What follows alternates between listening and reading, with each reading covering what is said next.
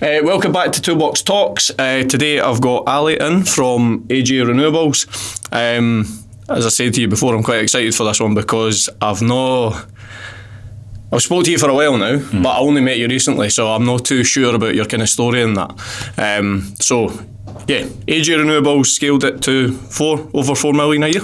Yeah, just above £4 million in 2025. And you've kicked off the Uncommon Trades Coach, which we can dive into a bit as well. Yeah. I'm keen, just take me back to the start in terms of the early days, how you... Because you ended up going into a sales career first, didn't you, before? Yeah. Yep. Yeah, my work, you talking about my work career, basically? Just even back to school, and I heard you were a bit of a nightmare at school. Probably like most tradies or trade business owners, school wasn't really for me, to be honest. I enjoyed primary school, but I don't know what it was, just the environment wasn't for me, so I didn't take full advantage of that. To speed things up, just got into trouble, Sky School, got kicked out of school, all that kind of stuff that most trade businesses do for some reason. It must just be the type of people that open trade businesses. So done all that, and then because I'm from quite a small village, and over there it's like get a trade, get a job, or go to uni or whatever, and I never had any of that, so I was sort of shot myself in the foot a bit. Yep.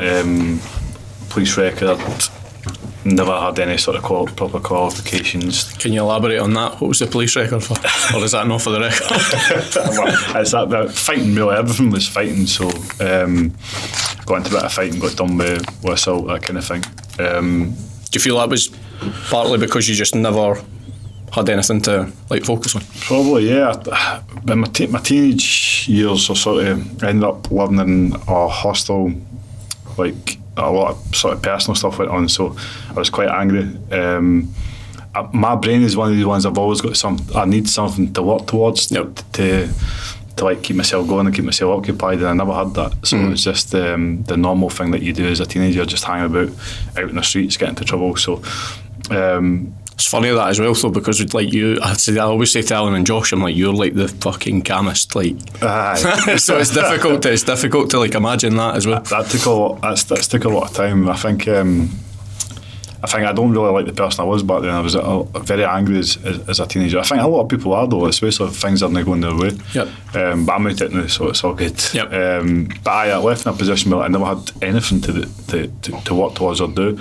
I was working at McDonald's. I was working in a fruit and veg packing place. So it was you're in a fridge, night shift basically.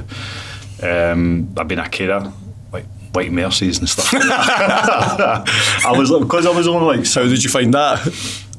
Because I was only 17, all the nurses really liked me. So they just let me do what you want. And you're a 17-year-old boy and there's loads of nurses kicking you out. That was all right. So they looked after me, but that's not what I want to do. So no.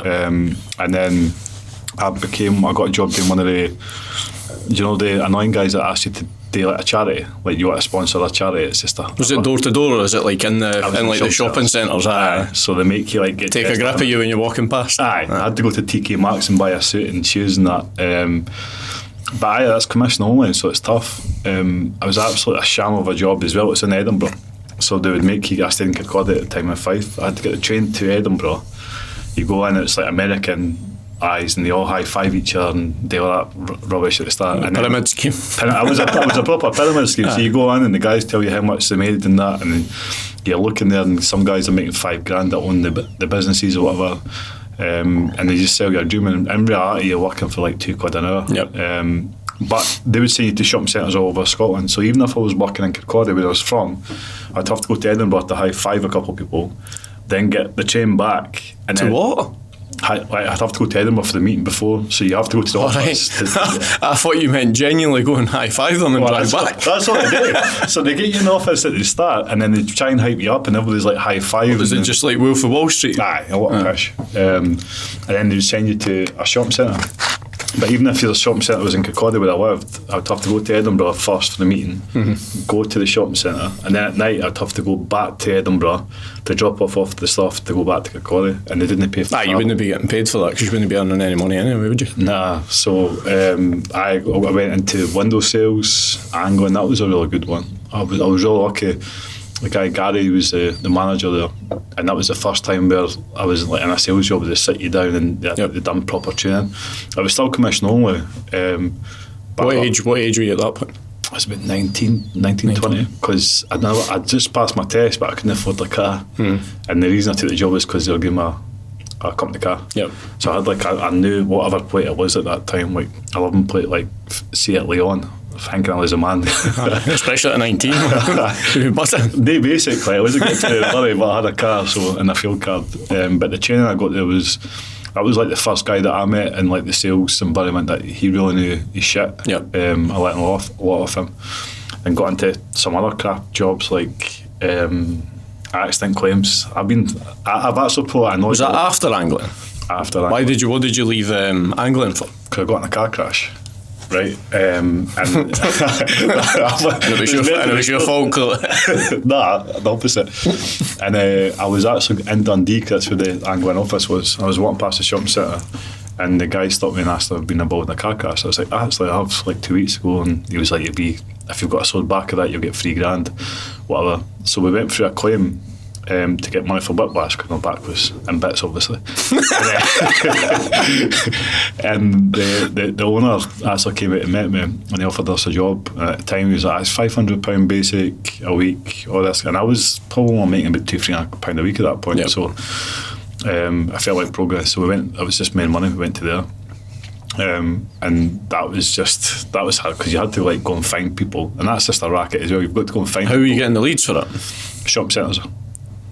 So that's crazy. So you just stand there for the whole day hoping that somebody walks past you that's been in a car crash. Hopefully, or try to convince them that they have. Hopefully, they didn't watch the podcast. But at that time there was games, right? Obviously, the shop games and the shop centre game. Mm-hmm. So there was always 2 of us on there. So we'd go on, we'd clock in, we'd go up to Starbucks, get a breakfast, and then we'd go to game. And they had like an Xbox in the store at the time, and we just sit and play each other at FIFA all day. And then we'd go. There's a sauna across the road. We'd go for a sauna and come back. So they had us in the same shopping centre for like 6 months. So it's the same people you're asking if you've been involved. Well, you're just collecting your £500 a week basic, sitting playing games. No, because you had pretty much to be fair, but you had to get 6 claims a month to hit your bonus. Yep. And we knew people. We just approached like car body shops and stuff that they didn't can be done that. So we had people just passing us leads. Right, okay. So we were still hitting a target, but we weren't working for it because we just built like connections for people to pass through leads. Yep. So they just paid us basic to play FIFA and go and get the sauna. But then we got caught, so he came to the stand. And you wanted that? And then I think that was so I was stopped. That's how I got into solar, which I'm still in just now. I was on the stands for the accidents. And I stopped a guy, a wee Glaswegian guy, and he had like, a franchisee, a solar company. This is back when there was like the feed-in tariff. So solar panels was absolutely booming then because the government were paying people to put solar panels in. I don't know if you've heard the feed-in tariff. Right. So basically you could sell it on finance, and the payments you get from the government for the solar panels would cover the finance. So it was basically... so you're basically getting it for free. Self-funded solar panels. So this guy stopped me and was like, what you on? I was like, I could give you a much better pay deal, £500 basic, £500 a sale, you'll get 5 sales a week, bring your team over, I'll give you overrides. And I thought he was talking shite, obviously, because like, you'll be making $2-3 a week. But he just had like a Rolex on, like he was just a normal guy, but I mean, he just looked like money. I was like, so we ended up going there. We went and trialled it. I think I was on my last legs anyway. By that point, I'd been caught in the sauna. There was other stuff. Where did the boy find you? How did they find you? Like when he went to the stall when neither of you were there. It's not till we came out the sauna and we looked at the phone and we had like 10 missed calls for the guy who was called Ahmed. 10 missed calls for Ahmed. I was like, fuck. So I phoned him back. He's like, where are you? I was like, we just nipped away for lunch. He's like, I've been at the stand for 45 minutes. Why you not answered your phone? So I was on my last legs. This guy was offering the dream. So we went and trialled it. And I can mind like turning up to I was in Glasgow. I was turning up to Glasgow. And these guys were like, I turned up and there was like council scheme guys, just like myself, like Chib Mats in the face, whatever, like Ned's obviously, just like myself, like I was at that time, and they were all just like doing donuts and like Bentleys and stuff like that. Like the money that was in solar panels, I was like, maybe this guy isn't talking shit, and it wasn't. Like the money then was was phenomenal. So that's It was quite funny back then, though, because obviously there was not many people knew. Well, they knew what it was, but they were probably quite sceptical over it as well. It was hard. Like, What age were you then? Must have been early 20s anyway. It must have been about 21, 22. No. So for me, like, I just went from white Marcies or Midlands to make like 15 $3,000 a week. It was fun. It was insane, but obviously that comes with its own problems, and you start spending. What age are you now? 35. So, but even back then, that was like what, 15 years ago. That was a lot. That would have been a lot of money back then. You felt like a millionaire at the time, eh? Yep. And it was good because it was like I always felt like I never expected to be making that much money. Yep. But obviously, when you first come into new money, you're a bit stupid with that kind of money. But, and you also think it was got to stick a bit forever as well. And well, that was the problem with it. It's because the government stopped the tariffs. So it was just before Christmas, and there was, across the industry, there was a lot of mis-selling going on with solar panels at that time. And Barclays, who was doing the finance, and somebody else, I think it was Shawbrook, they just pulled out and they just stopped offering finance for solar panel companies. Yep. So the company just had like loads of deals sold on finance that couldn't fit them. Yep. The customer couldn't pay. So we just got bumped wages. Just told us no had a job, never paid us. We had like jobs in the pipeline, thousands of pounds waiting to be paid. It was like 2 weeks before Christmas as well. So yep. There seems to be like that seems to be a theme where whenever the government starts something like that, like some form of scheme, you just get loads of these like pop-up businesses. Yeah. And as soon as the scheme goes, they just disappear. It was a lot of people that came over for the Windy game. So back then, Windy sales reps had a bad reputation of being pressure salesmen, but they knew how to obviously close business. So a lot of the business owners, like 3 of the solar panel companies in Glasgow, had came from a window sales background. Yep. It's the same sales and structure, they just put it into solar panels. Yep. You obviously worked at Anglian. What were when you mentioned the guy that you kind of taught you a lot, what were the main things that you learned very early on that helped you to obviously make quite a bit of cash? I think looking back, it's nothing. It was nothing crazy now, but it was the first sort of education I had on the sales. So I thought I was door to door. I thought you just asked people if you want an appointment. Yep. But he was the one that sort of broke down like the whole steps, like hooks, like how to stand, how to position yourself, like the science behind it. And that's the first time I realised is that our sales is actually like there's a skill behind sales. Yep. Before the jobs I had, they just chucked you out and just expect you to float by yourself. So I realised like it was just a numbers game. That was the main thing. It was like before that, if I got loads of no's, I'd just be like, that's not a day. But he was like, if you chat 100 doors, you'll get 3 yeses. So just keep going. So just a lot of mindset shifting, and just like find out there's like a theory behind the stuff that you know. It's cool. It's interesting with it, even with you obviously mentioned the charity stuff.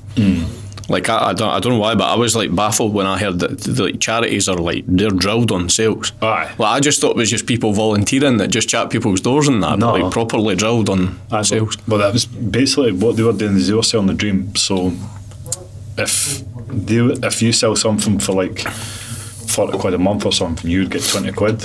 But it turns out that company would get a retainer for that every month that that customer would pay. Yep. So you're making people like thousands of pounds, and then you're getting paid like 20 quid. Aye, the charity stuff's mental, isn't it? I think I'm sure one of that Glaswegian guy that I ended up being a part owner with, he was looking to set up a charity business, and I think it's something like, didn't like quote me on it, but it's something like you only have to pay 15 to 20% of your profit to be classified as a charity. You probably get tax savings in that as well, wouldn't you? I think there's like zero VAT, zero tax sort of thing. It would be, I would imagine. So a lot of the people that are in the shopping centres, they're just a bit like salespeople. It's crazy. Fortunes. And then obviously after that, was AJ Renewables wasn't your first business? Is that correct? No. So there was a couple that was part of that Glaswegian guy. He started up. He had a franchise at the time I met him, but he started up on his own. And I was running all his lower can teams at that point. I think there must have been about 25 people at that point. And what was your experience of that? Because I hear some stories about Doorcan and the types of people that are.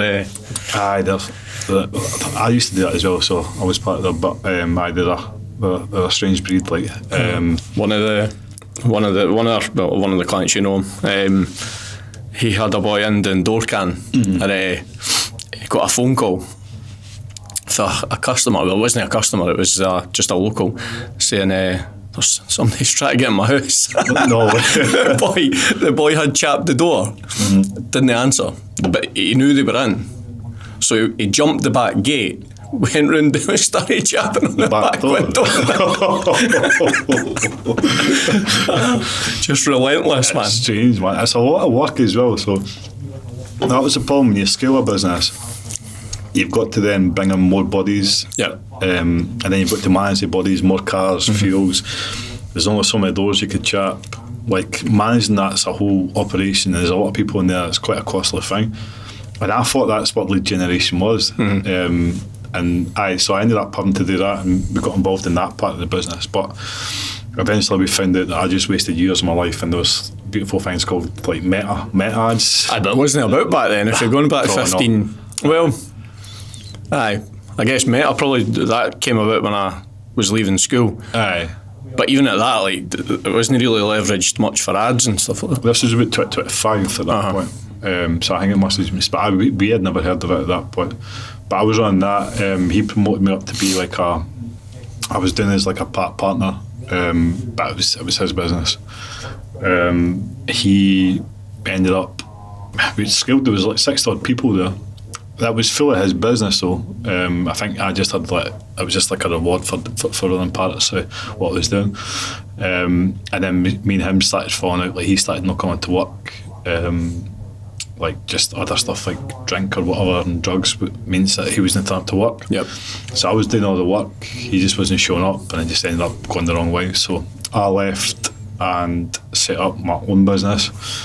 This was pre-COVID, this was my first business. What did that other one get to in revenue? If you had 25 doing door can? We were doing, it must have been about 200-300 grand a week at that point, because it was solar panels. Well, batteries for solar panels, it was roofs, it was boilers. We were doing about 20 boilers a week as well. Yep. So it was huge. I was just making sure there was enough leads on the table. He was running the sales teams, the back end operations, that kind of thing. But that was a really good experience for me, because that was the first time I seen like a company at scale doing stuff. Yep. Which helped me.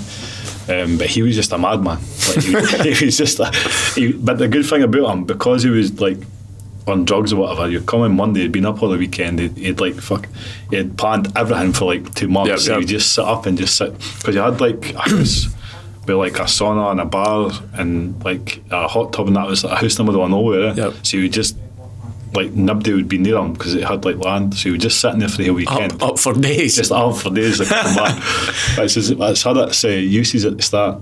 That's mad as well, because I was sitting with Elsa last night and we were watching the thing about P. Diddy on Netflix, and he used to be like just geared up, and he said that he would be like, there was people around him that said that he'd be up for like 14 days straight, like wouldn't sleep, on ecstasy, on everything, just wanted to work. It's mental. The amount of ideas he would come back. It was a bit pot luck. Sometimes you'd get on the Monday. Obviously, then anybody wants to aspire to be P. Diddy like no. Just want to get that. I wonder how long it takes for him to come in. But it was pot luck. You come Monday, you'd either have the best idea in the world, or it would just be fucking bonkers, and he's been away with it. But then it just started like he didn't turn up on the Monday. That kind of thing. There wasn't much work getting done, so ultimately I was just like, it's probably time to. Plus, like, you could notice like at the sales meetings and stuff, people were realising what he was doing. Yep. I thought like it's who you associate yourself with as well. So the way that they would see him, I'd probably ultimately get tagged the same way. So aye, because you're working alongside them as well. Aye, and I wasn't. I'm no part of that kind of thing. So I was like, I'll stay away for that. I'll stay away from him. Like, I'm going to get seen the same way as him. So, yep. Do you feel you kind of started to build a bit of resentment in the sense that you probably felt like you were building the business and he was? I wouldn't have got it anywhere near that size. Like, I was young and experienced. I learnt a lot of him. So the reason we got to that size was ultimately what he put in place. Yep. But the more money he made, the worse his habit got. And the less he was turning up. And there was like, at this point, like 60 odd people. It's a lot to try and control without him. and like a lot of work was getting done. So I did. There was loads of other stuff going in the background, but I did start to resent him at that stage. So I was just like, the best thing to do is just leave at that point. So it's like my own business. And then where did you go after that? Because after that Was my proper was the first business. Yeah. What was that? So it was the same thing. So people that had solar panels, we would fit battery storage to their solar panels, and we'd done boilers. It's the same thing again, because I knew door canvassers. It's as easy as going chatting doors, finding leads and selling. Yep. Back in mind, I never had much money at that point. The company I was with previously, I bought my Rolex for my birthday. So I sold my Rolex to cover like 4 weeks' wages. Yep. I told the guys that I was leaving. A couple wanted to come with me. I made it clear that I was like, well, I didn't have like a big bank balance, so it's a bit of a risk.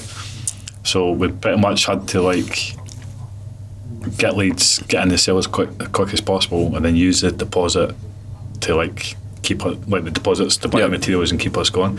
We were actually getting materials on a 30-day account at the time, so it was a bit of a risk, but we'd done it. It was like the first few appointments sold, and I could just remember that was like probably the best feeling in my life. I was like, because at that point everything that I'd done was through the old business partner. Yep. So that was the first time I'd sort of done anything myself. So that was like the best. It's like the feeling that you've started it, you've set up, you put the things in place, and then eventually something sold off the back of it. And you're scared as well, because like, I imagine I got to 3 or 4 weeks, and then like the Rolex was only about $500,000, so I could have been left with no money to pay wages. No Rolex as well. Rolex. I wasn't giving a fuck about the Rolex, but no Rolex. It could have been bad, but I worked it luckily at that stage. And then we grew up. We were doing about $1 million a year in revenue for that company. When was this, just to give context? Would have been about 2020. Because when the COVID came in 2021. 2021, basically what we had done, we thought it would be, there's only so many people, because we're predominantly putting in batteries with solar panels, there's only so many solar panels in Scotland. So I was like, this is working, this is doing all right. We should maybe like take this and replicate it down in England. So I got another office in Manchester, so we had 2 offices at one stage. And I was driving down to Manchester on a Sunday night, staying there and driving back up at the weekend.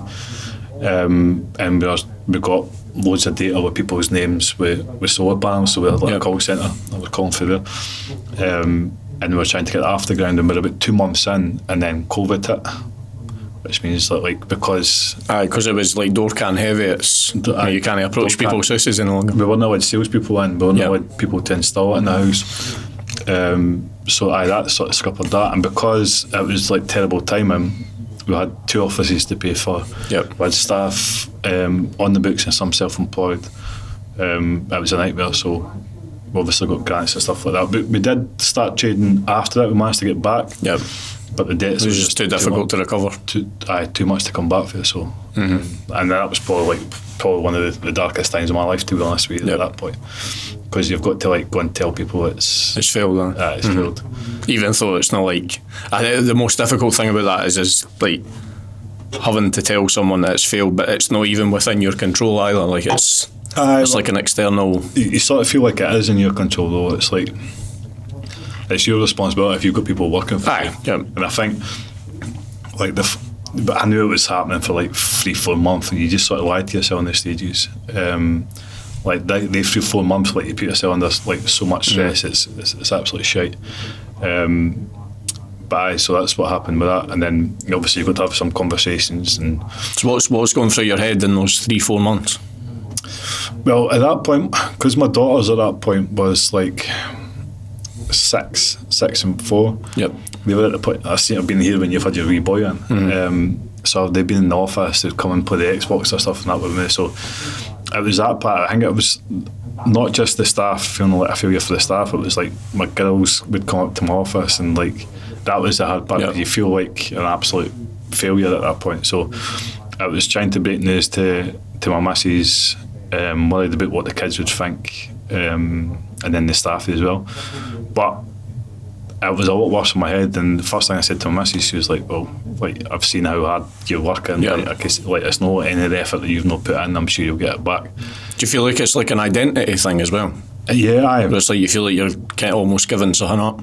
100%. I think I'd type because like my teachers didn't expect anything from me. I was the guy that got into trouble. I was the guy that like never had like a good job or anything like that. And then when you do start doing well, you see your old friends from school or whatever, and they'll be like, "Well, oh, you're doing brilliant." So it's like a lot of the stuff you're doing back then, like buying clothes or fucking Rolex watches or something, like that isn't really who I am. But at that stage, because I had no money, like I think I was like trying to impress people that ultimately didn't really give a fuck about me because I was quite bad at high school. You're trying to make up for that. So then there's an embarrassment of that as well. As like, what's everybody going to think about that? It's like you went for like somebody that's not doing well to somebody people are perceiving as doing well, and then you're going to look like an absolute fraud after it. So it's a tough process to go through. But if there's anybody that's going through that, what I'd say was it's sort of like when a fighter says, when I've not lost a fight, like it's quite hard in that ring, but like once you get beat once, it's quite freeing because the actual thought of it happening is a lot worse than what the actual process was to go through it. Yep. But I guess it's not, the thing is as well, it's not really that uncommon for business owners to go through that either. I realise that now, but at the time it was like you would feel like you're the only person in the world going through it as well. And I never really had much a network or knew a lot of people with businesses back then. So see stuff like money trouble for business or cash flow issues or having a failed business and then coming back for it, that's like very, very common. Yep. Do you feel like if you had a network at that point that'd have helped you? Aye. Maybe not solve the problem, but I probably would have had like a bit of guidance, a bit of help, a bit of advice. It was just us in the company. There was nobody else there, which is one of my biggest regrets. It would have been going out and maybe getting coached, being part of a mastermind or growing a network a lot sooner, because business is a lot easier. Like it's a lot easier when you've got people to bounce off. Business is quite a lonely world if you're not like that. Because I think for me it's probably the best thing about it is when shit's going wrong as well. Because you can actually speak to people about it, because you can't speak to your family or that. But you just make them fuck it. You just make them panic. But that's the worst place. It's like it's fine. Obviously, everyone's fine when everything's going well, but it's when something's not going well and you've not got anybody to speak to about it or anyone that's went through it before, and then you're just sitting there trying to figure it out yourself. And I think the only people who will understand it are like fellow business owners as well. Like if you spoke to your normal friends, one, it's quite hard to speak to them about that because once again you don't want to look like a failure. But I think people that are in the same sort of industry understand it a bit better. As well as I guess even if you did speak to them about it, they can't give you advice on it anyway. So it's almost like, what's the point of speaking to them about it? Interesting. And then obviously at that point so what happened at the end? You just kind of wind down the business, had to have conversations with people, and wind down the business, had to have conversations with people. Feeling sorry for myself, believe it or not, it sounds fucking stupid after it, as well as other people. But it's just one of the ones you're like, right, there was a lot of stuff I'd done right then, like a lot of stuff I could learn from. Like I know why it went wrong. Let's just go again. I was quite lucky. Actually, my business partner in AJ, he's an electrician. Yep. So this is when stuff went from like bad timing to like really good timing, because obviously COVID came when we just got in office. It was like terrible timing, but since then the timing's just been pretty good. He came to me. There was a lot of time where everybody in Scotland had to have like interlinked fire alarms. And he was a spark, and he was like, everybody's got to have them. I was like, that must be the easiest thing to sell. Like, and the good thing about going door to door is there's no expense. I could just go and knock myself. So almost like the fastest route to get cash back in your pocket. Exactly. So we went out, and it was the easiest thing I've ever sold in my life. I was so lit. This was March, and it was like October. You had to have it done by. If you didn't buy, there'll be somebody else shouting on your door. And this is when I realised it was educational as well, because like if you had this, I was like, nah. I was like, well, we could come round and have a look at your house and price up or whatever. And you would tell them to go and research it, and they just go on Google and they could see it. So by the time you came up to the house, you're like, well, you've got this time frame to get it done by. We could just take care of it all for you, get it done. And they were so easy to fit as well. We were doing like 20 a day at one point to fit, and I think the close rate was like above 70%. How much an install for that? Obviously, it depends on the number of how much did we sell it for? Aye. We're selling for 395, and that's when this is when it did get pretty good actually. At the time we were going to like B&Q or Screwfix or something, they're like 50 quid an alarm. So they were costing us like 250 quid or something. We're selling them for 400, we were giving like £30 to the salesperson, and then we just fitting them ourselves. And then we realised, I was like, right, we're getting quite a bit of volume at this point. So we went and we found a Chinese supplier. Yep. They had longer manufacturers' warranties. And the only problem is you had to buy them in bulk. 2,000 and then go to wait 6 weeks. So we got enough money together for that. We ordered them and got them over. And How much were they relative in price to the B&Q ones? They're like 2-3 quid an alarm. I went from 50 quid an alarm to 2-3 quid an alarm. So we just had a money printing machine at that point. So we just were like, right, we've got to October to get this done. Had people on the phones, I had people door to door, we had like referral schemes. I wish we knew about Facebook at this point. This was only 2021, so you would have you could have benefited from that point. Smashed it. We could have even just sold the alarms, because like people were going to spend £50 at B&Q, they could have bought them off us, just buying the equipment. But we done pretty well, and then that got us enough money together. We were like, get up to October, we'll worry about it then. And then October, I think that's when the whole Ukraine Russia thing happened. Yep. So that's like a terrible thing, obviously. But one of the things that happened because of that was the prices of electricity just went through the roof.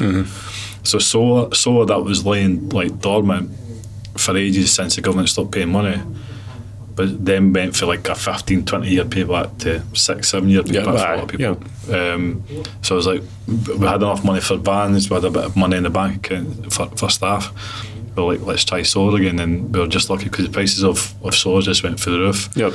New technologies came where you could charge from the grid. So even in the winter time, you could charge from the grid for 2/3 cheaper during the night. Use that during the day. Use that during the day. So everything just happened at the right time when we had just got ourselves together and a wee bit of money in the bank to push on. So obviously you went into that. What lessons did you take from the first failed business into that to make sure that you never made the same mistakes again?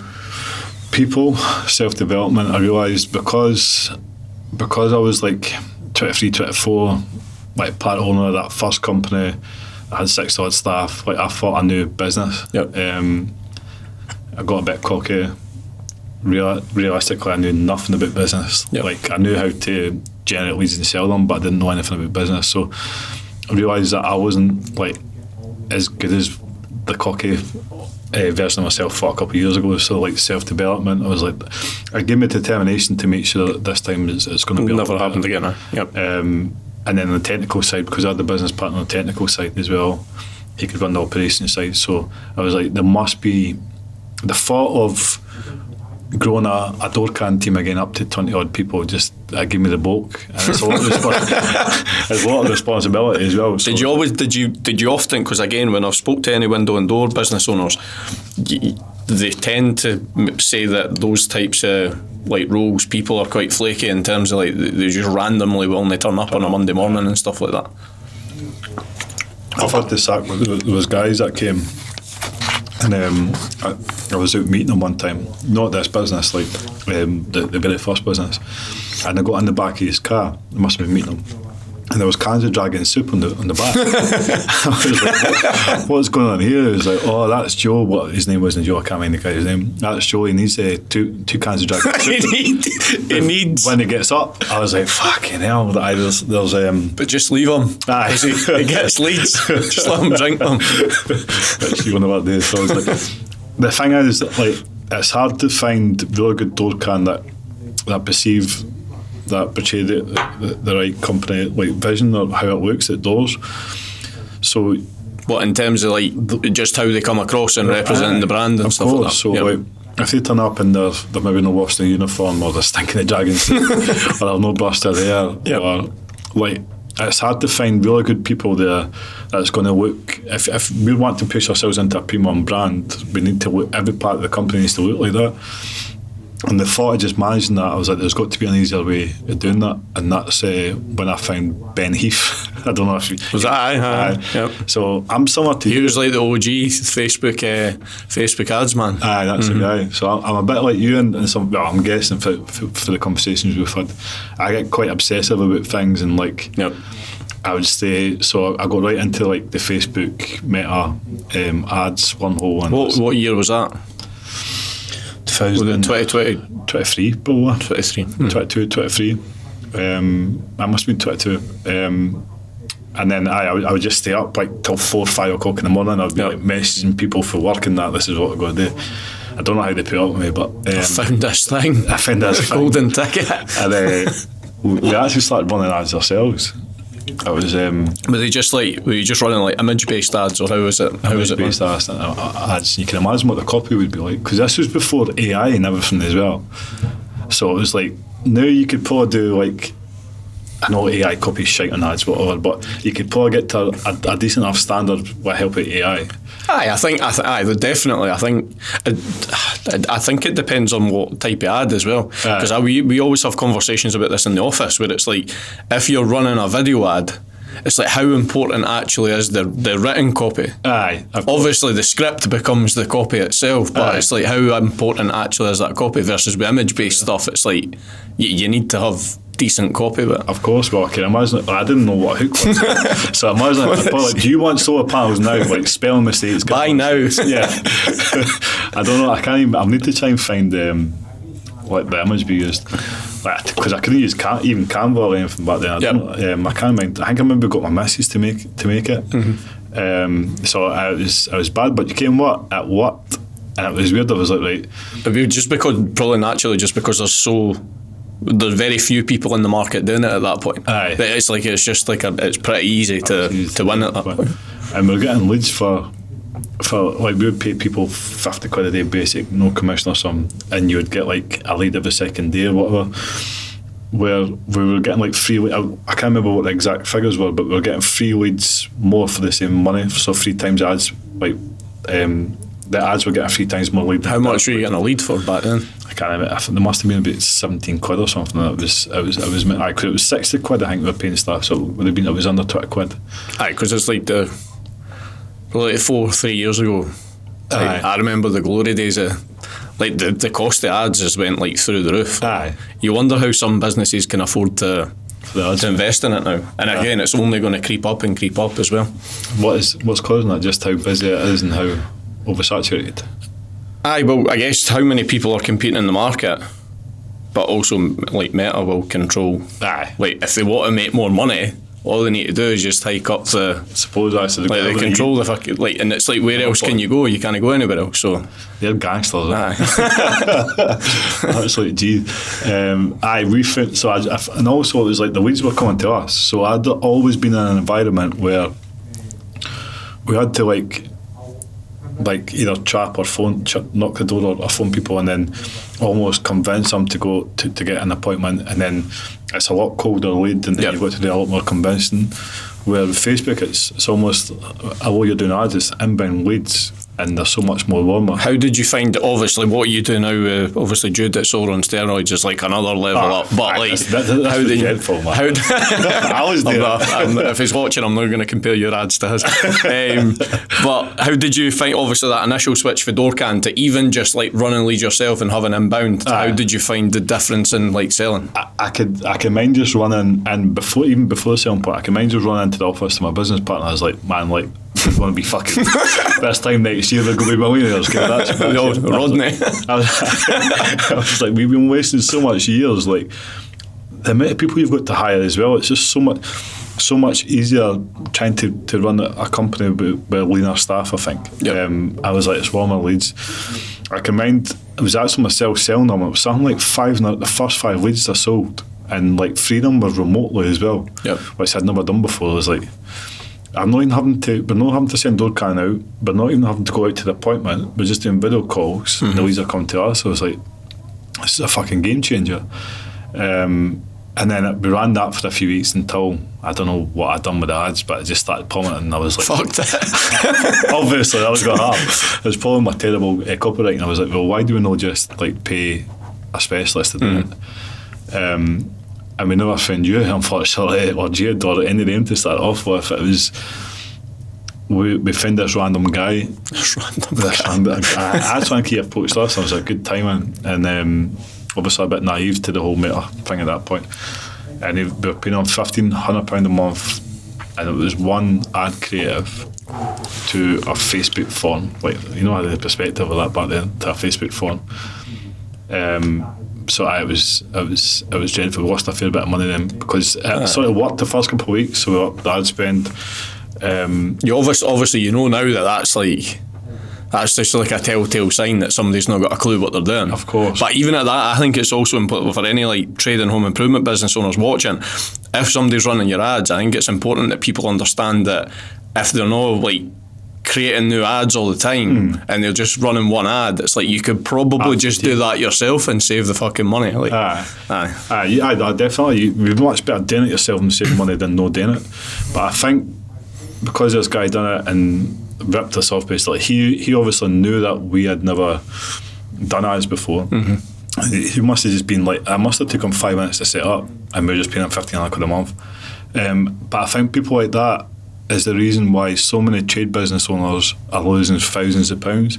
Because they're not going over, because some ad agency owners give the whole industry a bad name. It's stopping trade business owners getting into ads. And like 40% of our business at AJ Renewables is coming from ads. Right, from the ads, yeah. Like, I don't think there's a way to become, in the trades game anyway, I don't think there's a way to scale to a good standards without ads. And I think because there's a bad reputation with some people, that doesn't mean the whole industry is like that. So it's just like find the right people, and it could change your fucking company. It's almost, and also it's like I spoke to Alan about this as well. It's like you've got this pool of people that have invested in it before, but they've been burned by it. And then they're so reluctant to do it again. But then again, as you say, if like 40 to 50% of your business comes for ads, it's like that, just like if they're not going to dive into that again and find somebody who can do it well, it's like you're basically just restricting the growth of your business. 100%. And that must be the hardest part that you find speaking to people. And I think it's a bit tragic, the fact that you'll get, it's the same with even like fitters. So you'll get good electricians or bad electricians, good sales people or bad salespeople.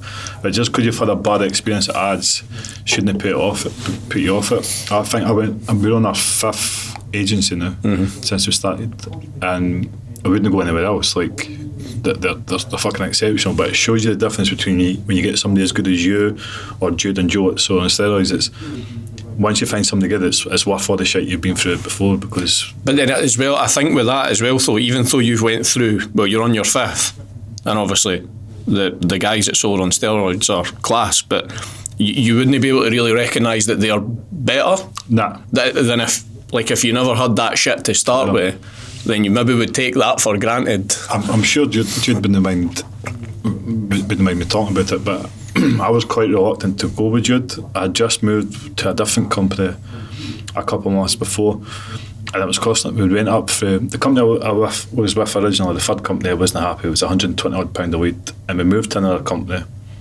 and obviously you got the onboarding fee, whatever, and it went up to £250 a week. And then Jude's telling me, so it's like the trust is gone then, eh? So I wouldn't go. Like, Jude had to really work hard to get me to try and commit. But the good thing about Jude is he had a lot of content. You could see that he's a genuine person. So eventually I was just like, let's go, let's take another punt. And I'm glad we did, because we've doubled turnover since.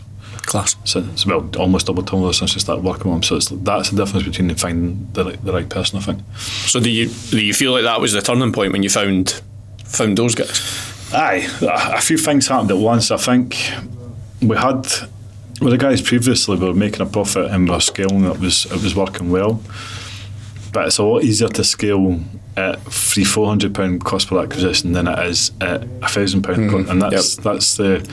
When I said double turnover, I meant half the cost per acquisition.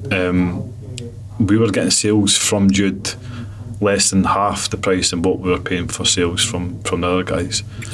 And when that just means when you've got the cost for us, when the cost per acquisition was at the right stage, it's like, well, now everything's tight, like our conversions are tight. just put as much money into Meta as possible, because if you're getting 17, 15, 20 quid back for every £1 you put in, you want to put as much pounds in. Yep. I think with that as well is like there's a lot of like trading home improvement business owners that because they've not got a handle on those numbers, they didn't want to put more money in. Aye. But it's like if they knew that cost per acquisition number is 400 quid, they would just empty their bank account into the ads. Like obviously that creeps up as you scale it, but it's obviously you work with a lot of the same sort of people. Like, you'll realise that that's the frustrating part. If people have a dashboard, like I don't know if you want to talk about that stuff. The thing that you're building right now is so fucking cool. But if people had visibility on their numbers and were tracking their numbers, like the decisions that they would make would help them scale their company a lot faster, and be able to find out the good people. But the one that you're building looks cool as fuck. I had Gary asking me about that the other day too. Because I think as well, but then it comes back to everything, because it's like you can't hire people if you're unaware of that number. Aye. How can you bring somebody in to then know how much you need to put into the ads to justify it? And it just makes everything so much difficult. Well, it's the same. Well, I've been working with a few different trade businesses, as you know, but they're all spending money on different leads. And very few of them actually, so you say, so what's the cost per acquisition on much of them? So one of the things that we've done the end of the last year, obviously we track a lot of data, but it's like we had Meta ads, we buy ads in, we've got Google ads, we've got various like partnerships that'll pass us leads. Yep. But we looked at the cost per acquisition because you've only got a certain budget a month that you want to spend on ads. It makes no sense putting half your ad, for example, half your ad spend onto Meta and half your ad spend into maybe Google, for example, and Google was twice the cost of acquisition. It makes sense to just take it all and put it on Meta, in my point of view. So it's really learning your numbers, see where your ad spend is going, and just finding out what's working for you and just doubling down on the stuff that works for you. Yep. How have you, obviously you've done quite a few different things now. How did you, so throughout using those different agencies, how did you find the kind of cost, like not the cost per lead, the quality of the lead? Because obviously because quite often, whenever a business owner wants to invest in lead gen, the very first question they'll ask is how much is a lead? Aye. But then it's like, that doesn't really make sense, because you could get someone that rips some AI ad with zero friction in the ad and they could get you 10 quid leads, but then it's like, would you rather have a 40 quid lead that will actually book an appointment and give you a chance to sell? Aye, I think we actually went through a bit of a bad experience with the one before Joe and Jude. So instead I was complaining that was 250 quid a lead, and she was hiding behind that. Actually, she was like, but they're good quality. She was like, I'll just run it for a Facebook form then and you'll get cheaper lead. I was like, no, I didn't do that. And she's just done it because she knew I would give the notice. She knew we were going to do it for the last 2 weeks and we're moving on. And she just put it, just the ad for a Facebook form. The cost per lead dropped, but the lead quality was absolute shit. Aye, so it's like and the agencies like that, they don't actually give a shit how much you're selling. It's just like, how do we get the cost per lead low so we look like we're doing our job? And I think that because these agencies talk about they could get this low cost per lead, a lot of business owners start looking at cost per lead, but the cost per lead isn't the actual thing that you should be tracking. It's how much cost per acquisition, how much does a sale, how much do you have to spend to get a sale. Yep. But we went through with the ad agencies. We had ones that was just doing still images. We had one company that was just doing a price based, you didn't do any price based stuff, but they were just doing price based ones. So it was just like they were asking you for the cheapest, just like packages like 6 panels and a battery from X, and that's never the price when you go and quote them either. But because the company was there and other companies were all doing that, it was absolutely destroying the solar market because it was a race to the bottom. So everybody's, but there was one company, I never worked with them, but they had 3 people in the same area, and they would get one person to lower the price to get the cost per lead down, then go to the next client and get them to lower the price lower to get the cost per lead. So they're going around all 3 of their clients, getting them to drop their price every month because the cost per lead was going up to keep the cost per lead down. The agency was doing that? The agency was doing that. So it's like, never heard of that before. Nah, it's not very good. It's not good practice, is it? So across the whole industry and so on, it became a race to the bottom. There was no trust. The customers that you're attracting are just price-based customers. Yep. They don't value you. They just want the cheapest price. And what that means is, if they get 5 quotes and one's cheaper than you, you're going to lose it. So I was big on, we were wanting to go into video ads and try and warm up the customer that way. And that's when we moved over to the one before Jude. It didn't really work out, but went over to What triggered that? Like when you said that we wanted to go into video ads to warm up the customer, like what triggered that? How were you even aware of that? Because the margins we were having to sell to compete at price wasn't enough to make any money for. So we had worked out that the margins that we want to sell it for, we'd have to position ourselves as a more premium brand to ask for more money. And the ways to do that is, well, the ways that we thought, which turned out to be true, is warm the customer up, like obviously look like a premium brand, like education, and you can do that through a price-based still image ad. And see, when we started doing that, the quality and customer was through the roof. See the amount of times we would go there and the customer felt like, the feedback for the sales rep would tell us, the customer felt like they knew everything about the company, because you've got customer testimonial reviews, you've got like install walkthroughs, you're showing off your work, and compared to just like one stock ad with a price. There's no trust there as well. No trust. So the cost per lead, the cost per acquisition dropped, the conversion rate, sales conversion rate dropped, got higher, and we started selling a lot more. So it's like, it's annoying though, because if you knew that back at the start, but everything is like. But again, it's like everything as well. So if you didn't do the shit bit, you didn't really understand what the good bit is as well. So obviously you dived into that, and what's your experience been? Obviously working with Jude and Joe, what's your experience been with that since you implemented that? How long have you been working with them now? April. Amazing. Like them as people, I think it's so important why people do get people like you and Jude, because there's certain people in the agency that just really care about their clients' results. Some people that just care about getting clients to make money, and you could tell that Jude and Joe are the people that really care about what we get, like celebrating wins, always asking us, always updating us, giving us clarity on cost per lead and that, and it's been really good. But what we also then done was put a big push into organic as well, because obviously when somebody else seeing your ads, they're clicking through to your website or your social media, and if that says dead or just stock photos, it's like. Because you get some people that see the ad, but they decide to click on the profile instead of through the landing page as well. You could have the best ads in the world, but you're not controlling their social media. So if they click through and it's just like a picture of a boiler on an iPhone. It just looks dead. I think everything is now first impressions, obviously. The whole way that we nurture our leads and sell leads, it's all based on first impressions. And I know I work with your clients, I know how well you do it, but if you fail at every stage, like if you're not creating the first right impression or somebody else looks better, then like you're not the favourite. Like before people would always say when you walk in a sales appointment, you need to then start selling the company, sell yourself, sell the product. Like you should already be the first choice before you go in the house now, because everything's available to people to check somewhere. If they've got 4 or 5 quotes, in their mind they're going to be like, this one's my favourite, and you want them almost to be like for my example, AJ Renewables is probably my favourite, but they're probably going to be too expensive. Like that's what I want my customer to feel like before we get there. That means that because everything's built on trust, so they're going to buy from us if they trust us. That means that we could charge better margins from that as well. So that's why we spent money and time to build up our organic page, because it just works hand in hand with ads. And what we noticed with the ads, they work anyway. Like I'd always start just ads first, but if you've then got time and money, build organic as well, because when you've got both of them going at the same time, it's like almost unstoppable. What does your organic like inbound inquiries look like? By like in terms of volume? The actual inquiries, it's all just through the same landing pages. But the cost per lead, the cost per acquisitions all came down drastically since we started doing the putting a lot. We've got a video testimonial, and one of the guys had said that he had 10 quotes and they picked us just because of 10 content.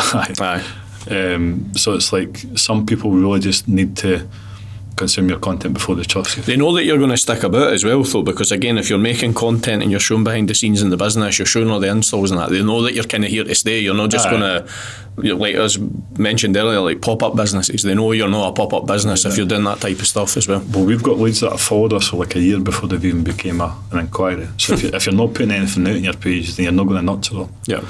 So it's like ads are great for getting the ones that's in the front end, but there's ads are also bringing attention to your page that people start following, that you could end up getting them in 6 months if you do the organic part right. Yep. And how have you found, obviously working with the guy that's all on steroids? How did you find the kind of like doing the video content and getting involved in all that? And it's so I'm not really, I didn't really like get my photo taken. I didn't like speaking on camera. Yep. I was fucking shitting myself, to be honest with you. That is the proper answer. I was shitting myself. And then you control yourself, and then the camera would come down, and then you would maybe practice it in your house or whatever, and then you get there and you're in a room with a camera face that you, and it's just really hard to do the first sentence. I mean, yep. And then you fuck up the first sentence, and then you realise, especially if you've got somebody that's experienced in the camera, you realise that it's fucking normal that everybody has to do that. Everybody makes an arse it as well. Yep. And I think it's just because the people really just laugh and that it's funny, and it's like nobody's good. Nobody's good to start with. You know, you need to practice. So, but it was well fucking worth it. I just had a laugh about it. We got it done. We've seen the difference in the leads. So it was like anybody that's scared to get behind a camera, just have a laugh with it, and like you need to do it. Yep. You know yourself, your content, like you need to do it, and it makes such a difference. But speaking to guys I know that's like got organic companies, you probably know the same with ads. A lot of people don't want to do ads because they're scared to be in front of the camera. Yep. Does that put a lot of people off? I think probably when Alan's speaking to people, it's probably one of the things that comes up is like, I didn't want to go on the camera. Aye. But then it's like, we'll not work with anybody. But we didn't have a choice, because that's how we get people leads. Like, we just can't work with you if you're not going to do it. But I do think it always needs to be somebody on camera that has a vested interest in the business. Aye. Whether that's like preferably the business owner, or second to that, it would be a salesperson. Because a salesperson knows that if they do it, you get more leads and they make more money. But if you just pick a random in the business and just say they can go on the camera because I didn't fucking want to do it, it doesn't work. They're just flat on the camera, they're nervous, they didn't want to do it. Even if they do it, they didn't reap the benefit of doing it, and it just doesn't make sense from my experience. I think it's like the bare minimum you need to do as a company now. It's like you didn't want to be seen as like a stock company with images. Like, you've got to have a personality, and I think that's helped us so much. Like, it's not even about us trying to be like a normal company, or like, we're not like that. So it's like just being yourselves in front of the cameras with our content. But I think it's nuts. It's like, wow, a lot of people don't want to do it because they're scared like what their pals say about them doing content. And then that's literally just like they're strangling their company's growth because if what their friends might take the piss at them. Like, your friends are going to take the piss at you anyway. You know what I mean? Like, regardless. This could literally be worth tens of thousands of pounds profit to you to just get in front of the camera. Yep. Even if you're shit at first, you'll notice, like, see some of the first content we put out, and still some stuff now. It's fucking, looking back, it's a bit embarrassing, but it never affected my life in any negative way. So it's like, just do it. People also forget what they've seen in like 24 hours anyway. So there's that much content going out there. Like, people forget, man. Just get better. You'll get better at it the more you do. I think with the camera work as well, it's like you'll record a video, or whether you get somebody to film it or you film it yourself, you'll watch it probably like 10 times, but somebody else only watches it once. And it didn't actually give a shit. People are too concerned about themselves to give a shit about you anyway. I've had some fucking belters of comments, so what, in the ads? I get ripped. My teeth for one, obviously. If they're English, like, they're like, can you put subtitles in this guy? They can't understand me. What's the Ukrainian Prime Minister? What's he called? Somebody kept on calling him Zelensky. I've been tanned with that before as well. I think I've had that in one of our ads as well. Because I had a fringe with that. I was like, what the fuck is Zelensky doing? So it's a little part of belter. I just think it's funny. We get some belters as well. Even like you could have a client, like say it's like Derek saying how much he's made, and somebody writes underneath it like scamming bastard, and it's like we just employed an actor to go on the camera, like, but then it's like, that's like it tends to always be, for what I see, the people, certainly on our ads, it's always the one-man bands that are.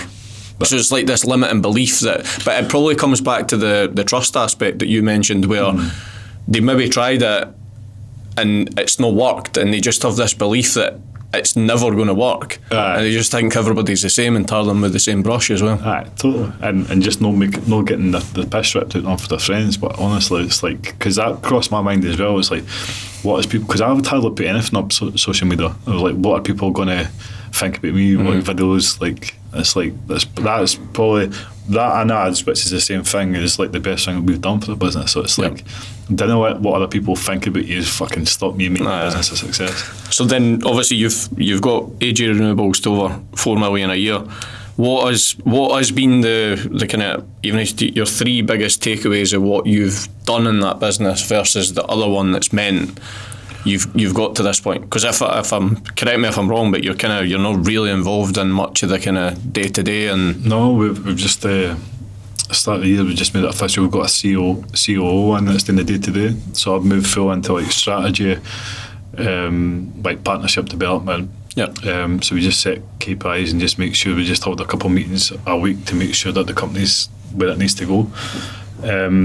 The 3 things would probably be, like, the main thing for me is like time allocation. So like, right at the start, obviously I used to be on the roofs, I do sales, the follow-up, admin, like you're doing everything, but I never actually allocated time to work on the business. So I wasted like so much time trying to, because you automatically think like if you came from like a trade background to run a business, it's 2 completely different things. Like somebody's told you to do the trade and you've went away but you don't know how to do the business. So you need to set time in your diary to actually work on systems that are going to cut down the amount of work that you do, and work on yourself to get better at it. Because like I would almost put myself off like spending 2 hours working on systems, even though that 2 hours would save me thousands of hours in the future for doing repeat stuff.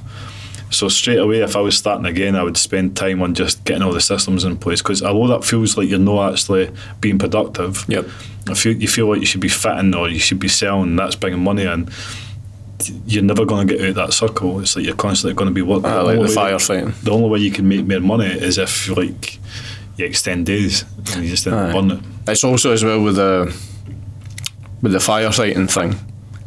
It's like naturally you're so keen to go and try and fix it, whether it maybe you've like somebody else is taking care of it and you want to dive back in and help them, but then it's like if you didn't spend the time to just improve that process or that system, it's just going to keep happening and happening and happening. We wasted so much time in the AJs, but just not being fast enough to put systems in place to stop things happening. So you were just at the start just constantly firefighting and nothing was getting better. The second one would probably be like finding your people, your team. Like a lot of people, especially when I've been working with business owners, they've got like some sort of imposter syndrome about interviewing people or bringing people on, or they're too scared. There was a guy that he done all the sales. He managed to get off the tools, but he done all the sales himself. And he was almost too scared to bring in like a sales guy because he thought like he would do it best. He doesn't want to pay them.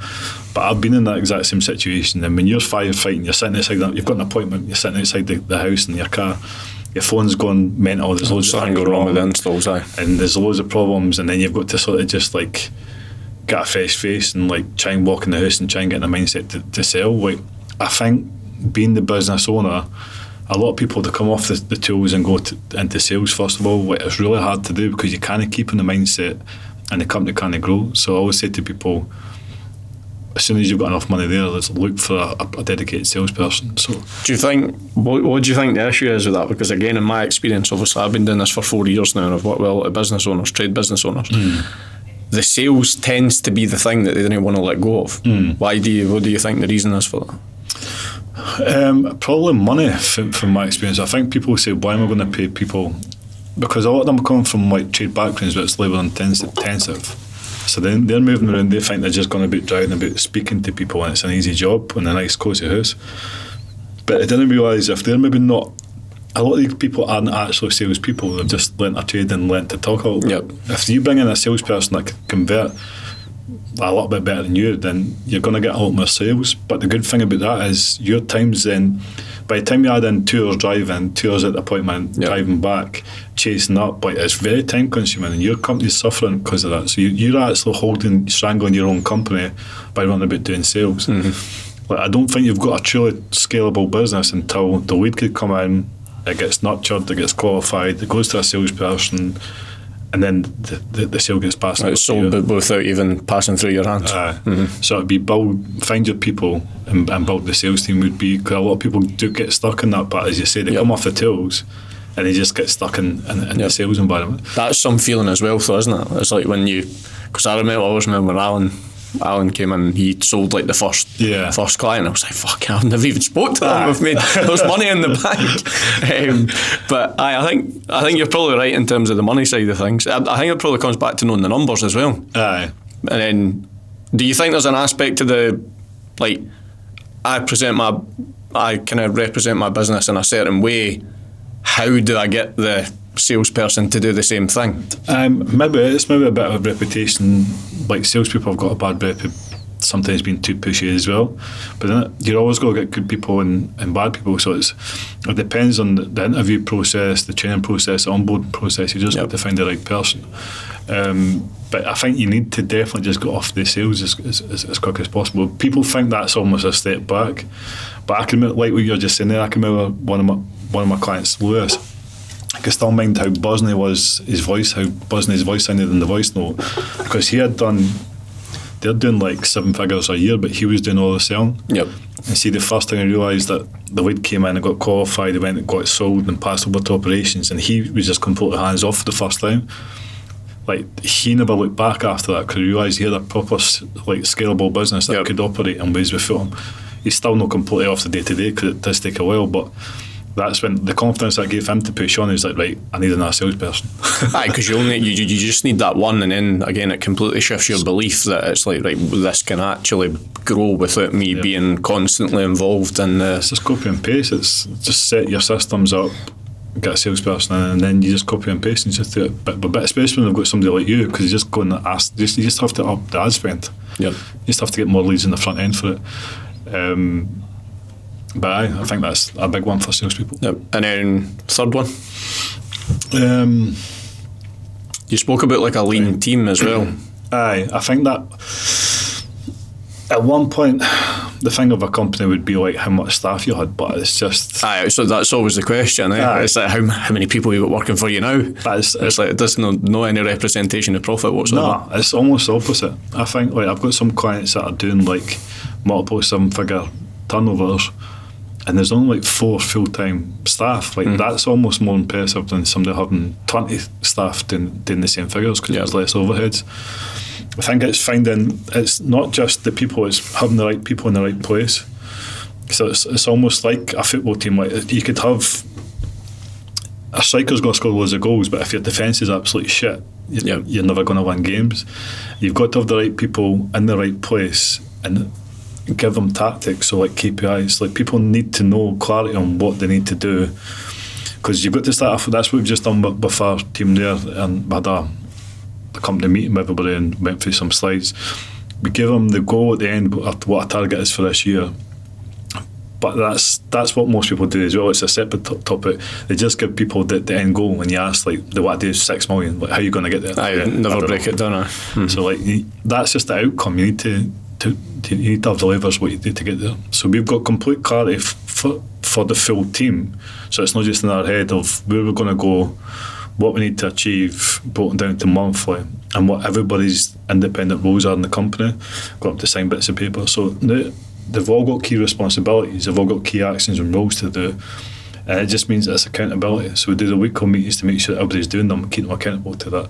So if everybody knows what they need to do to be part of the team, and they're accountable for that, then you're going to get the best out of your team. Yep. But a lot of people they hire people and they'll say, right, go and sell. And like, I've done that as well. Like, that's how I'd first hire. I would be like, right, go and sell. And like, if people don't know, like a dog, that's your target. What's my target? Sell. Just sell. Just go, mate. I've gave you money. Just go. Nobody turns up to work wanting to be shite. Like, everybody wants to be good. Well, unless they're a wanker, but they shouldn't be in the job. But if people know what they need to achieve and there's clarity on what they need to get to, people are automatically going to try and get to that part. So it's just about being clear about your team. But going back to, I don't know how we got to that point, but going back to, I would keep going back to data, as you say as well. Keep your overheads as low as possible.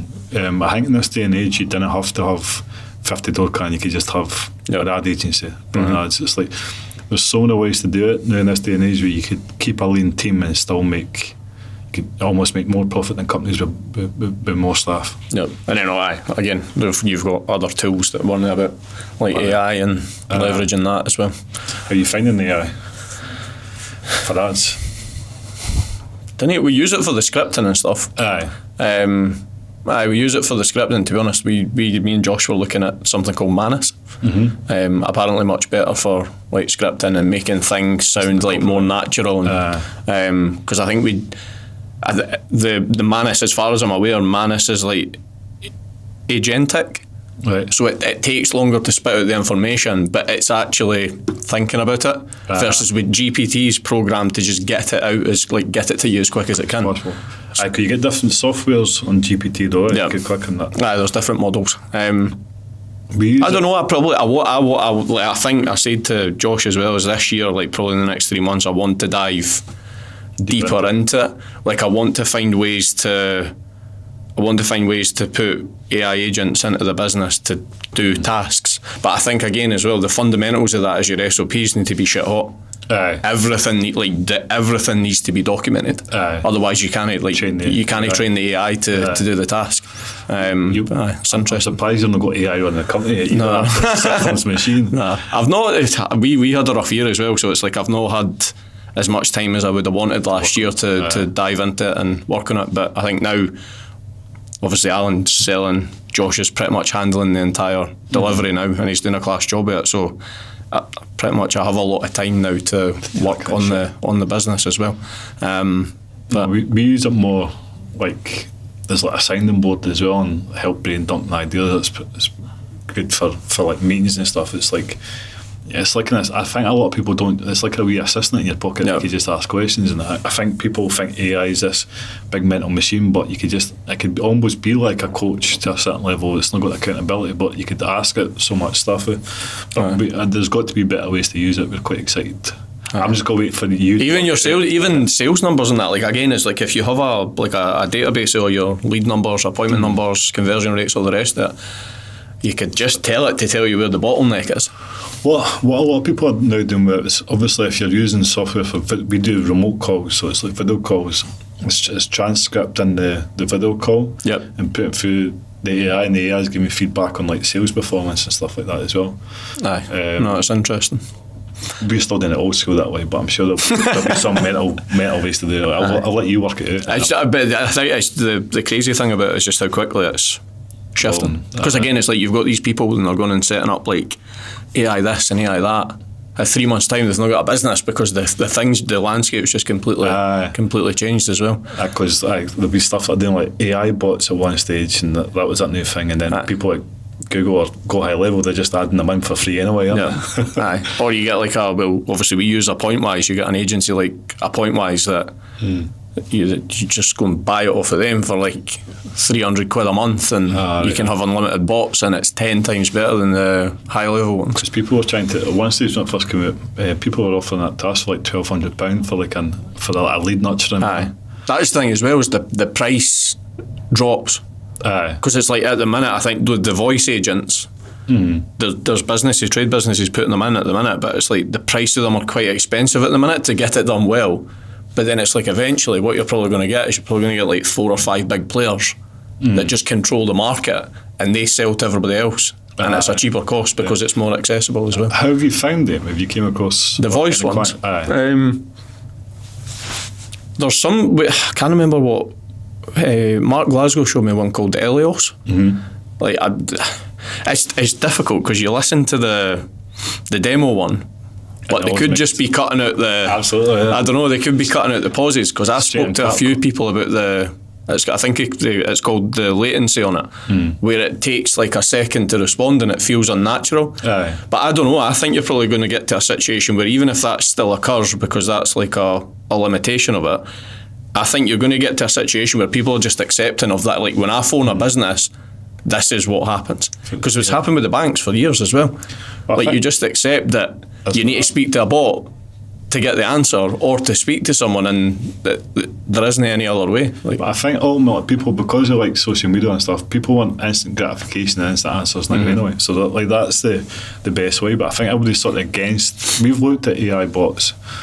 I know a lot of them, like the voice bots. I know a lot of them have got like, they put like background noise in call centres and stuff to make it sound a bit legitimate. But we've never thought it's quite there. We're still a bit sceptical of bringing it in. But I think the whole, not just in trade, maybe in trade, I think the whole sales process needs to get more efficient. Like, there's a massive inefficiency in trade businesses in the way that we do it, because you've got to advertise, and then you've got to phone a customer 3 or 4 times before they answer, and then you've got to wait a few days to drive out a couple of hours, and then you've got to sit a couple of hours in the house and drive back, and then you're doing follow-up for a few weeks. Like, I think the way that sales businesses sell will totally change. I think AI will have a big part that will change over the next couple of years, and I think the whole process will become as efficient as possible, because customers want like instant pricing and instant decisions, I think, and I think the whole industry will change. So I'm excited to see. I think AI will have a big part to do, because even now we've just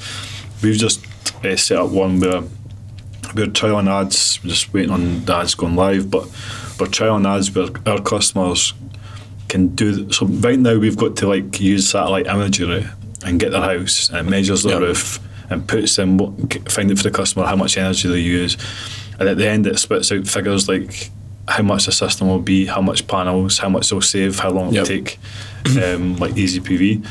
The ads that we're going to start running, the customer could do it all themselves. So they put in their address. It gives them a price. It gives them. They just need to give you their details, and it gives them a price, an instant price. They didn't have to talk to us. It just gives them an instant price, and then it'll capture the customer's details. It gives us their email and phone number before they get the results. So it's still a lead. So how's that working? So what does that go through? It's through a software called Simplified. And basically we're going to run ads to that landing page. The customer could basically find out about it, so it'll tell them, it's even got a finance details in, so it could tell you what the monthly cost would be. It's got all the different packages where they could pick on it, and then after that it will show them what the price is, what is a month, and one of our teams got a phone back. But they could also book an appointment, by setting it up where they could pay the deposit. They could just order it there and then. Because there is a lot of ready to buy customers. Like, there's some customers that need the education, and some customers don't want to think about it. But especially if your ads and your content's right, there's some ready to buy customers out there as well. So it's like you're almost like putting them off. If they want to buy now, they might just buy off of someone else because they want it quick, and you're basically creating friction. It's like Amazon. Like people will just go on Amazon because they know it's easy to buy and it comes the next day. It's like speed. And I think there's a lot of the market that's really... even if it's like... Actually, when you come back to the price thing as well, it's like...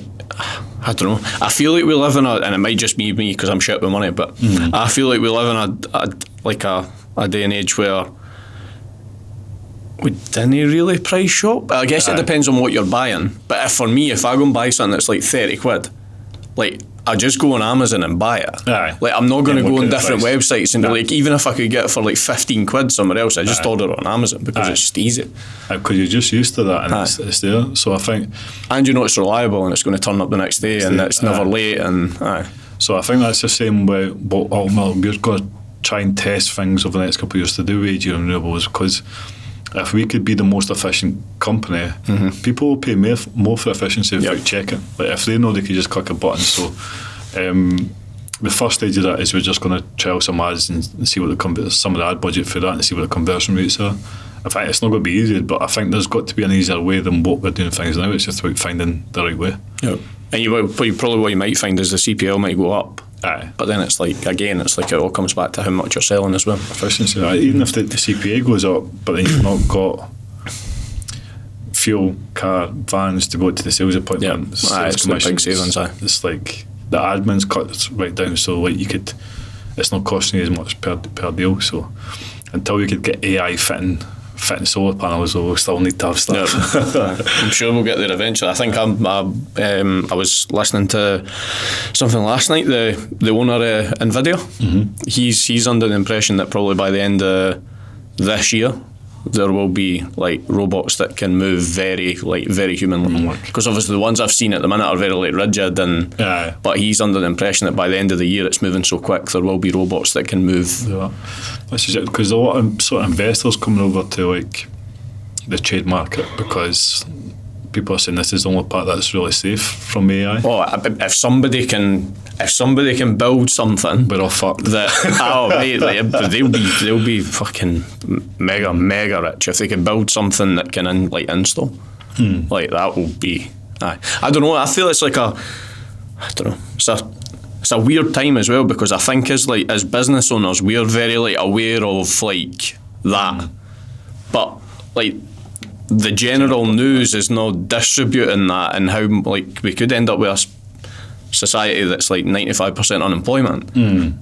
But then it's, what does that look like? And the news are not telling anybody about what's happening because they didn't want to alarm people. But the reality is 2 years' time, it's what are people going to do for money? I think they'll adapt to different ways. There's people know how to make money, and I think I will completely change. But I think we're at the time now, obviously a lot of people have been saying that, when the internet came about, the internet completely changed how people do businesses. I think we're the same. It's still too early, but people aren't really adopting it. But I think we need to all be thinking about ways that our business, or the core principle of our business, could operate in a different way, because it's going to completely change. But I'm not worried about people not having jobs, because the people who don't have jobs now will probably be the people who don't have jobs. Just the same way. The hard workers or people like me and you that want to go and do stuff, they'll always find ways to make money. Yep. That's interesting. But then you've got so you've got AJ Renewables to the point where you're pretty much just overseeing. What led you into the coaching? What was, because obviously I know that you started kind of just helping people off the cuff, and where did the affinity come from to want to do that as well? Just that. So I've obviously grew a bit of a network, and I knew people with solar panel companies, and they started asking me for some advice, which I was giving them, and then see when they got results from it, and they'd be like, "Oh, cheers for that, bro, that worked." The buzz. It was almost like when you sell for the first time, even when it's not your company, you get a buzz, but that wears off. Then when you sell for your first company the first time, but then it wears off. Yep. And then when I got that injection, the dopamines when I'd helped that guy and he got a sale from it, I just loved doing that. And I realised that naturally I'm quite a helpful person. Same with you, I've asked you for a couple of things and you get up messages, and some people are just like that.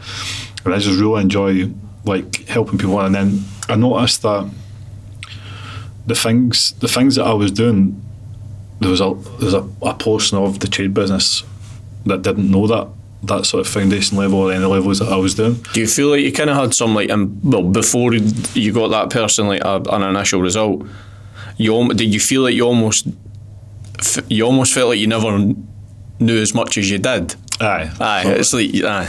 So it's like you always think who am I to give someone advice on how to run a business. So you always think that, and it's strange, and you're like, nah, it wouldn't be a coach. And then you start doing stuff, and then other people are like, why do you just no charge for that? I was like, okay, I go. But I've just self doubt about doing that. And then now obviously I know that there's, as long as you know more than somebody else, then you could help them. And there's loads of people in the trade business that maybe doesn't have teams, or maybe not doing ads, or maybe doesn't know how to or new to ads and doesn't know how to handle it, or maybe not got a sales process. So it's that's the type of people that being a coach doesn't mean I have to know fucking everything. I think I was just about to say that. I think that's key as well, is you didn't need to have everything figured out to be able to help other people. You just have to have your niche of what you know at this point. So I was speaking to John, obviously, and with that kind of stuff. What I know now, if I was at AJ, I would have got a coach or a mastermind right from the start. Yep. I wasted so much years on self-development. Now, because I've been through that process and I know it works, I'll just find somebody that's doing what I want to do, pay them money to get there faster. You know what I mean? You went through with John as well. And John really changed my mind, because I've had some bad coaches, or some coaches that weren't really worth the money, similar to the ad agencies, and John just really gave a fuck And Is that what you think the kind of key difference was?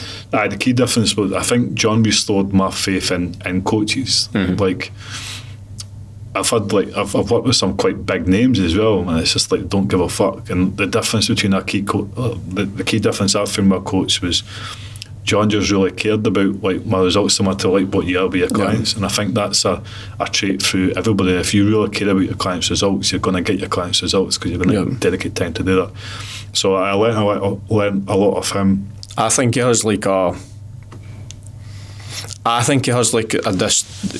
skill to make you feel really good about yourself after you've spoken to him, and also you just leave with like complete clarity on stuff as well. That fucking helps, especially if your mind's on. I had him to answer the phone like, John, remember me? It's finished. It's good. I think, and plus, like, although I had the trade, the experience of scaling a trade business to a certain level, I never had any experience of getting that out of my head and helping people with it. Well, I had a lot of experience, but even organising that part. So I worked with him on weekly calls. He really helped me with that. And then we started getting some really fucking good results. And I think that's the main part, because you know that you're giving people advice, but at the start I was almost scared to ask for money. I felt guilty if I take money for it, because you don't know if it's going to work. I'm a bit like that as well, because I remember when I was working with John and he tried to get me to increase the pricing, but I'm quite a logical person. I need to see that it can be justified. So then we mapped out this thing where we just like, right, you've made that client this, they gave you this, that resulted in a X return, and then at that point you can go, right, well, maybe I could like charge a wee bit more because I am better than the other people that are doing it. But then it's like I still had to have that kind of logical reasoning. Well, I was that bad. I had to give my first two clients a month free trial, and if they wanted it, then they could pay me X amount, which I've still got both the clients, and it's the price they're paying me is a lot cheaper. But Derek will be listening. He like fucking doubled his sales. But I was feeling that guilty with it, that I was like, I'll give, like, I'm no coach, it's that's you didn't really believe in yourself, so I'll give them. They get you started as well, though, again, because it's like Derek was very similar with me. Like, he started when I started.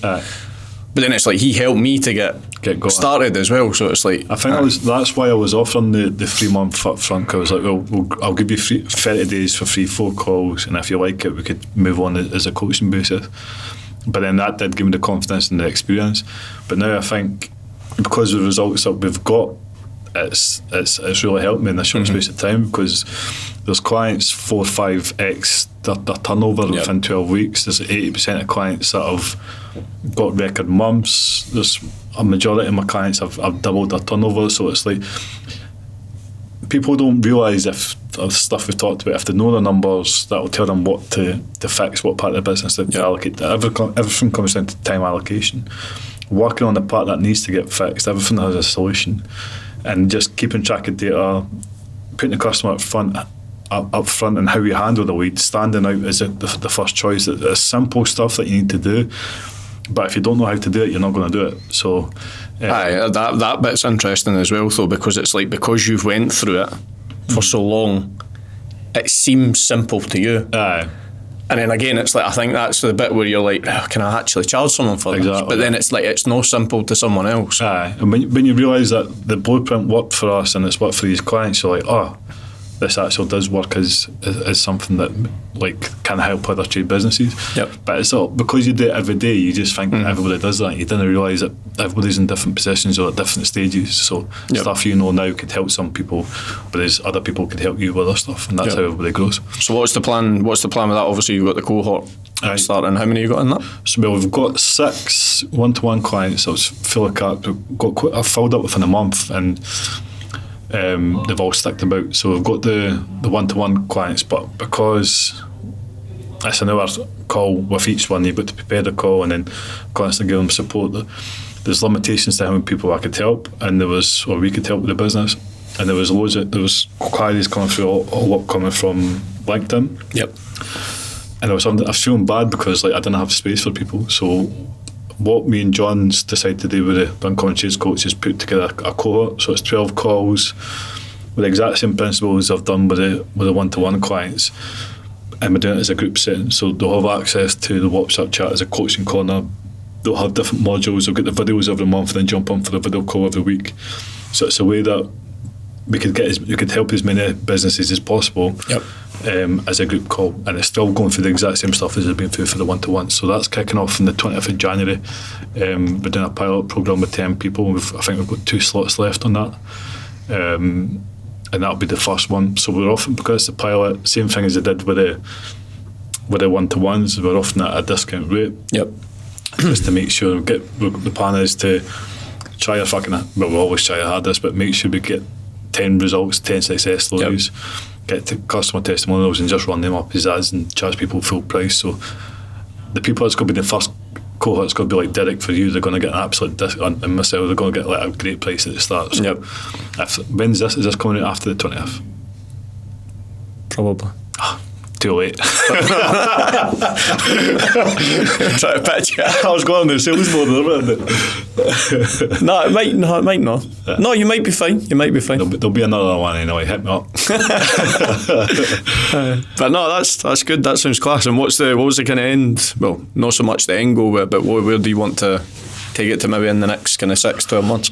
I think the whole thing, it's important to say it's not just me in there. It's like the whole point what we want to do is partner up with machines at certain subjects, because there's different subjects there. So like for a CRM example, that's really important to people in the trades business.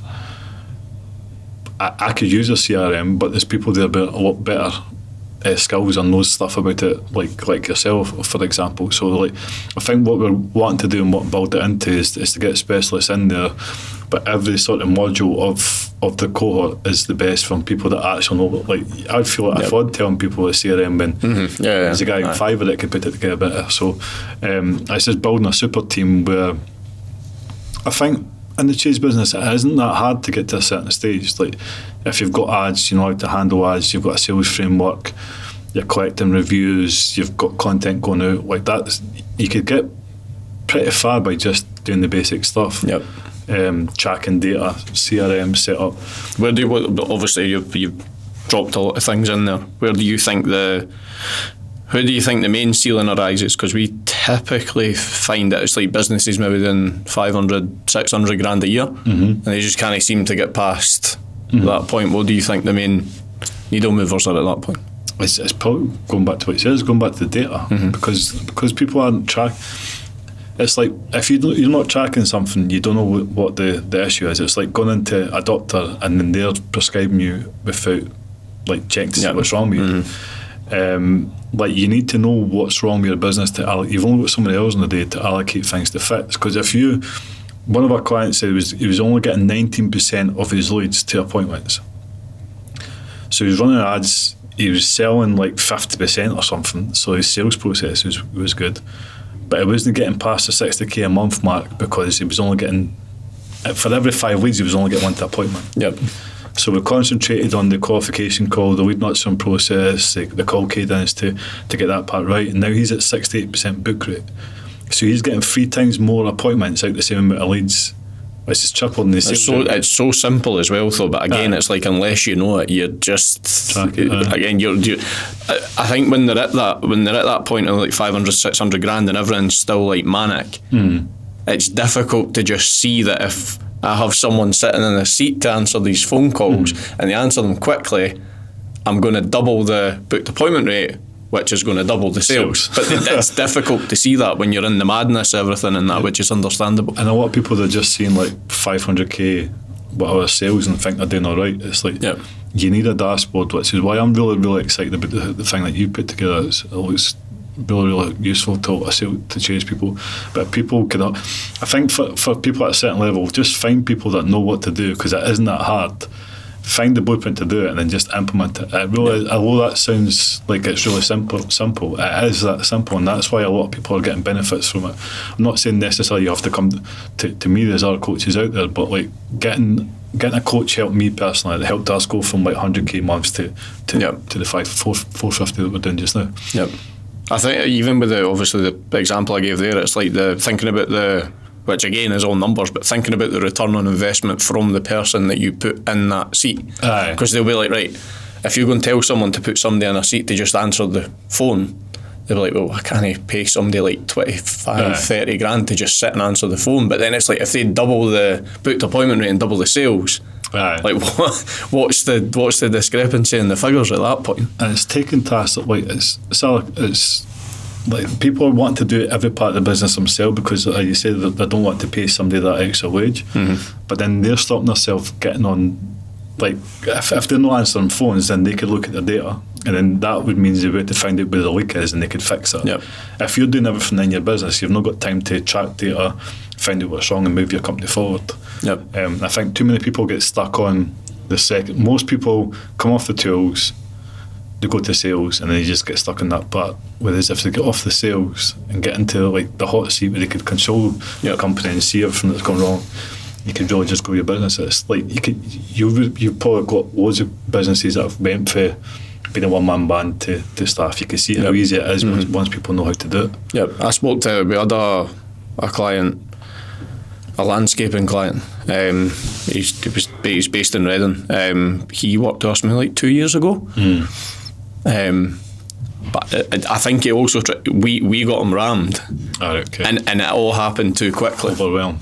And what happened is he was spending so much time quoting and selling that the delivery started to suffer, and he didn't have enough time to train the guys, which meant that side was suffering.